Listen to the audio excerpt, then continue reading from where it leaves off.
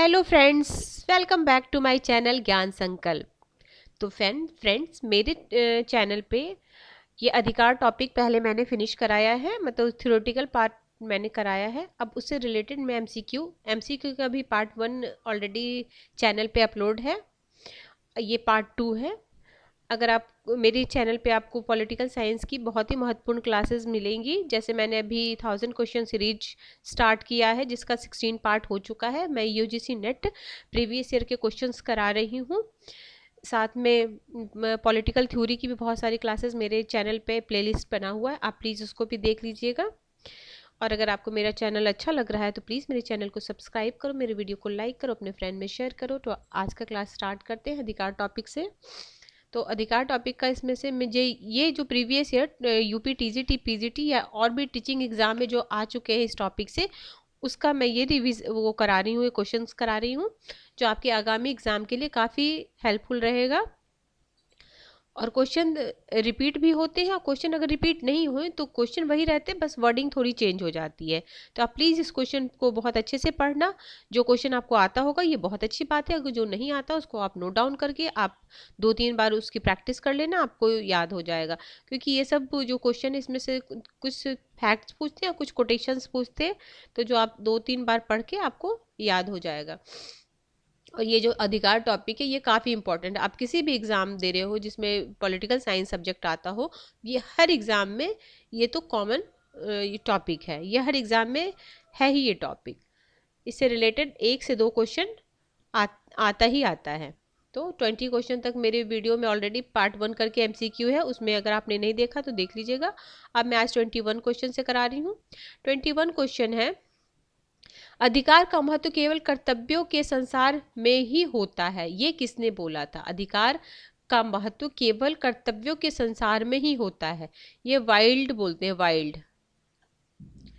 अगला क्वेश्चन है, देखो ये सब में ना पॉलिटिकल थ्योरी में खासकर यूपी पीजीटी टीजीटी में आपको कोटेशन बेस ही क्वेश्चन आते हैं। निम्नलिखित जिन्हें हम सभी सही तौर पर अधिकार कहते हुए वास्तव में सही तौर पर कहलाने जाने वाले कानून की रचनाएं हैं। अधिकारों की यह परिभाषा किससे संबंधित है? ये अधिकार की परिभाषा बेंथम से संबंधित। ये यूपी टीजीटी 2004 में आया हुआ है। देखो अब 4 वाला जो पुराना क्वेश्चन उसको रिपीट कर सकता है, ठीक है। तो आप प्लीज़ ये सब जो कोटेशन को एक जगह, मैं तो बोलूँगी आप नोटबुक बना के हर थिंकर के लिए 2-3 पेज बनाना, और उससे रिलेटेड जहाँ आपको कुछ मिले वो उसमें नोट डाउन कर लेना, ठीक है। जिन्हें हम सही तौर पर अधिकार कहते हुए वास्तव में सही तौर पर कहलाने जाने वाले कानून की रचनाएं हैं, जिन्हें हम अधिकार की परिभाषा से संबंधित करते हैं, ठीक है।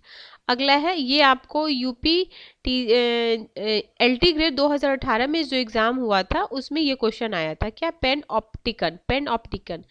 ऑप्टिकन निम्नलिखित में से किसका आदर्श उदाहरण है? तो ये जेल का उदाहरण है, ठीक है। और ये जो वर्ड है ये बेंथम के द्वारा ही वो किया गया था। देखो, पेन ऑप्टिकन जेरियम बेंथम द्वारा अभिकल्पित एक प्रकार की संस्थानिक भवन है। पेन ऑप्टेनिक 2 शब्दों से मिलकर बना है। पेन और ऑप्टिकन, पेन का मतलब होता है कैदी और ऑप्टिकन का मतलब होता है कैदियों पर नजर रखने वाले। देखो फ्रेंड्स, अगर पिछले साल ये पूछा है तो इस साल इसका मतलब पूछ सकता है, इसका अर्थ क्या होगा ये पूछ सकता है, या पूछ सकता है ये वर्ड किसने क्वाइन किया, ये वर्ड किसने दिया, ये वर्ड किससे संबंधित है। तो किस मतलब इसी क्वेश्चन को थोड़ा मॉडिफाई करके पूछा जा सकता है। कानून वास्तविक कानून उसका आदेश है जिसे दूसरे को आदेश देने का अधिकार प्राप्त है, ये बोले हैं आपको हॉब्स बोले। क्या है? वास्तविक कानून उसका आदेश है जिसे दूसरे को आदेश देने का अधिकार प्राप्त है, ये हॉब्स बोलते हैं। अगला क्वेश्चन है, व्यक्ति का वह अधिकार जो उसे सहज ही प्राप्त है, जिससे उसे वंचित नहीं किया जा सकता और न उसे स्थानांतरित किया जा सकता है, ये प्राकृतिक अधिकार है, ठीक है, प्राकृतिक अधिकार। अगला क्वेश्चन है, वैधानिक अधिकार के पीछे कौन सी शक्ति है? वैधानिक अधिकार के पीछे कौन सी शक्ति है? तो कानूनी शक्ति है। ये तो आप पढ़ के ही कुछ क्वेश्चन तो इसमें है कि आप अंडरस्टैंडिंग से अपनी मतलब समझ से आप ये सब आंसर को दे सकते हो। निम्नलिखित में से कौन सा एक अधिकारों के कानूनी सिद्धांत का समर्थक नहीं है? कानूनी सिद्धांत का, तो देखो हॉब्स हैं, बेंथम है, ऑस्टिन है, लॉक नहीं है। ठीक है। अगला क्वेश्चन है, अधिकार के कानूनी सिद्धांत की वकालत करने का श्रेय किसको गया है? ऑस्टिन को गया है। ये देखो, 13 12 को लगातार आया हुआ है। ठीक है। यूपी एक बार गवर्नमेंट इंटर कॉलेज में आया 13 में, तो 12 में आया था यूपी जीआईसी में। तो हर एग्जाम में जो जो क्वेश्चन है उसको तो एक बार उस सारे क्वेश्चन से गो थ्रू होना बहुत ही जरूरी है। कौन सा सिद्धांत मानता है कि अधिकार राज्य द्वारा निर्मित होता है? तो अधिकार राज्य द्वारा निर्मित होता है कानूनी। जैसे प्रकृति बोलता है ये बिना राज्य के भी प्रकृति में ही हमें अधिकार मिला है। ऐतिहासिक बोलता है जो नियम कानून परंपरा समाज में बने उसके हिसाब से मिला है। आदर्शवादी तो ये कानूनी द्वारा राज्य को बोलते हैं कि राज्य अधिकार निर्मित करता है। ठीक है। शिक्षा और सेवा योजन के अधिकार, ये शिक्षा और सेवा योजन के अधिकार किस तरह के अधिकार हैं? तो तटस्थ और नकारात्मक और सकारात्मक दोनों हैं। देखो, प्राय नकारात्मक, कभी कभी सकारात्मक।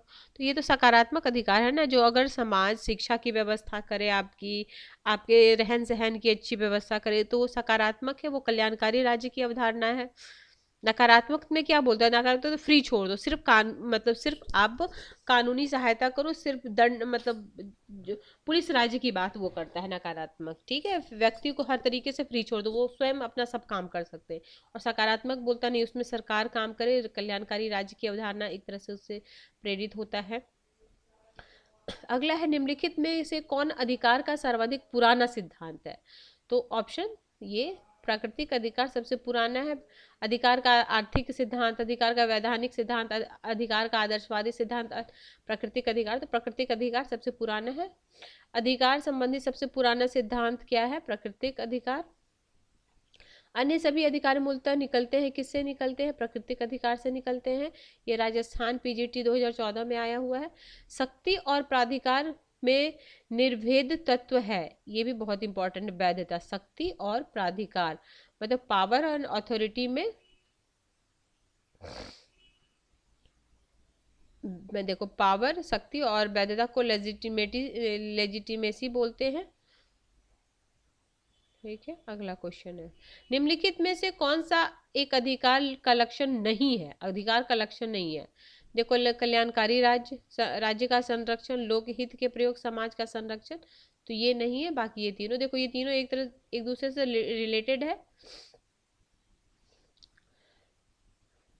देखो, अधिकार सामान्य धारणा के आधार पर अधिकार के निम्नलिखित आवश्यक लक्षण कहे जा सकते हैं: सामाजिक स्वरूप, कल्याणकारी स्वरूप, लोकहित के प्रयोग, राज्य का संरक्षण, सार्वभौमिकता, सर्वव्यापकता।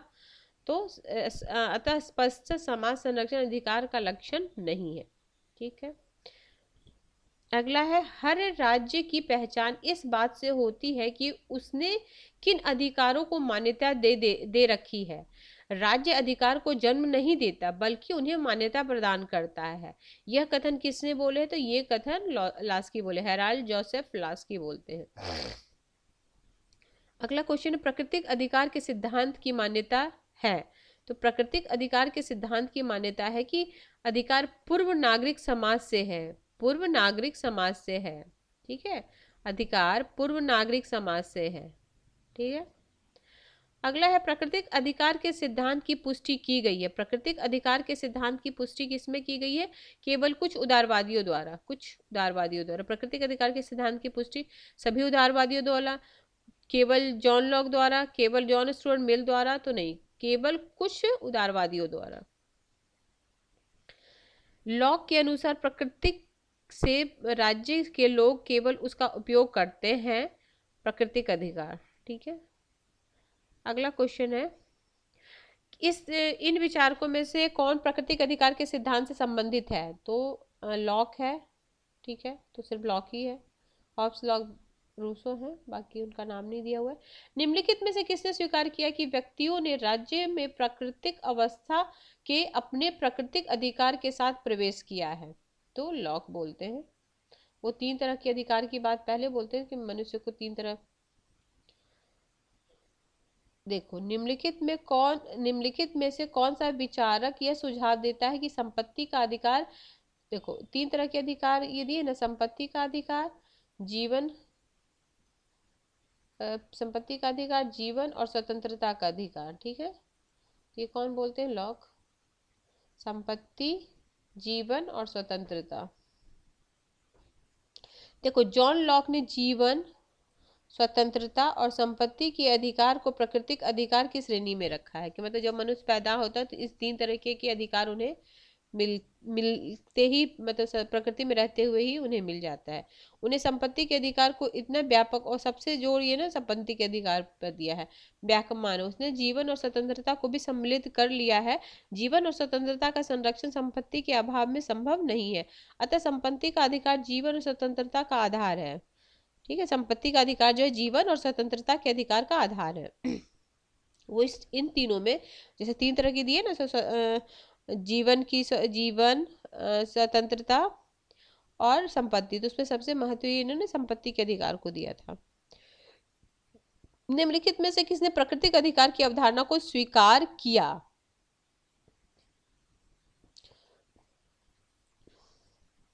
तो लॉक ने स्वीकार किया।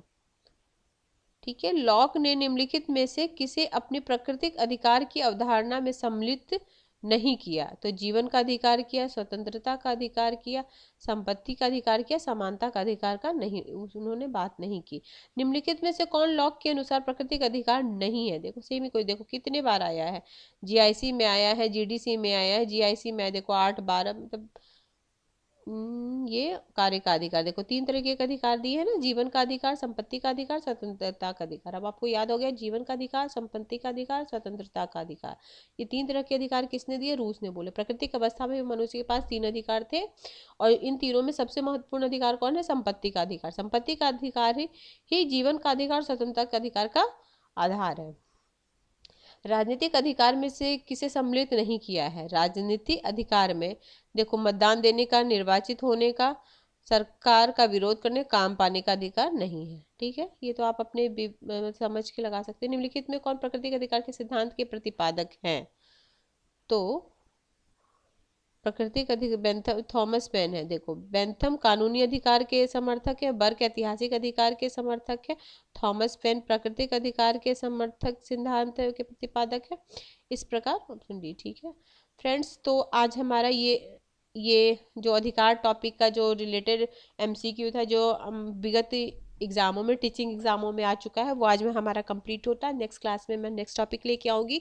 अगर आपको ये वीडियो हेल्पफुल लग रही है तो प्लीज़ मेरे चैनल को सब्सक्राइब करो, मेरे वीडियो को अपने फ्रेंड में शेयर करो, जो भी आपके ग्रुप है उसमें शेयर करो, ताकि मुझे मोटिवेशन मिले और मैं इसी तरह के इंपॉर्टेंट क्वेश्चन सीरीज़ ले आऊँ, और साथ में आपको फैक्ट भी बताऊँ जो एग्ज़ाम ओरिएंटेड है। मैं पहले ऐसा करती हूँ, जो टॉपिक टफ होता है उसके पहले मैं थ्योरेटिकल पार्ट लेके आती हूँ, फिर उससे रिलेटेड एमसीक्यू, ताकि आपका कंप्लीट हो जाए। और आपको मेरे चैनल पे हिस्ट्री की भी बहुत सारी क्लासेस मिलेंगी। जैसे मैंने प्रागैतिहासिक काल फिनिश किया, उससे रिलेटेड पहले फैक्ट बताया, फिर उससे रिलेटेड एमसीक्यू, फिर मैंने हड़प्पा करा दिया है। वैदिक भी मेरा कंप्लीट है थ्योरेटिकल पार्ट। अब उसका एमसीक्यू मैं नेक्स्ट क्लास में जब मुझे टाइम मिलेगा तो मैं लेके आऊँगी।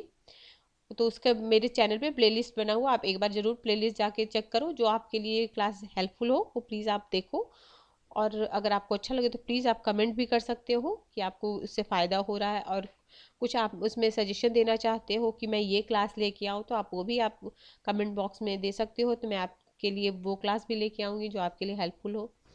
ठीक है, till then bye bye, thank you, see you in next video.